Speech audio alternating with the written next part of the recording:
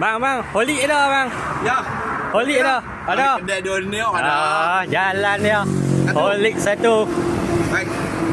Dia rakam ni. Okey, daripada buat video lah. Dah buat video hari ni. Buat video bismillah. Holik ni kalau cara saya dia holik ni kita nak mengkau susu jangan HP Pola Cancar pesanan ikhlas daripada warung logeng. Kamu. Sikit lah. Okey cukup. Dalam 30% daripada Pola Cancar lah. 30% saja pasal holik kita nak mengkau. Kita jenis tak sayang barang orang, tak sayang barang. Duit abang punya, ayak saya punya. Allah saya dah nak duit abang. Barang-barang saya tak sayang, saya lepas lah. 1 Cancar Bukit, 2 Cancar Bukit, 3 Cancar Bukit. Macam ni lah kalau siapa mai pun saya jual holik. Jangan tanya pula abang makan nasi apa? Plastik 69. Harga 400. Kasak. Ya, harga 400 kasak. Sudah bismillah. Ya Kak Lela buat video sah dia tak? Ya.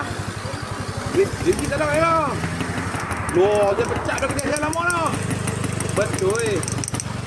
Okey, holik ni dia akan melekat. Wajib dia akan melekat. Tapi kalau buat ayam, kalau banyak order, jangan abaikan holik. Buat holik dulu.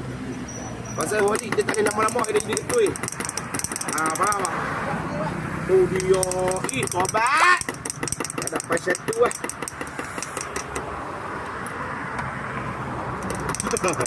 Bagi abang layan tengok abang duduk rakam kan. Allahumma salli ala sayyidina Muhammad. Video likat elok. Pesanan saya, siapa yang tak bisa minum holik saya, kalau boleh order jangan minum terus. Jangan minum terus, biar ada cayak dulu. Pasal saya buat memang betul-betul kau lah.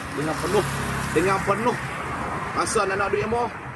Penuh rasa kasih sayang ke? Penuh rasa kasih sayang. Oh, holik. Dekat tepi bang. Kat tepi. Dekat tepi cantik bang, macam bunga. Bismillah. Tak sedap, tagline saya mudah, tak sedap jangan bayar. Nah, sedap bayar. Ikhlas. Tunggu saya halal kalau tak sedap. Thank you. Asal apa?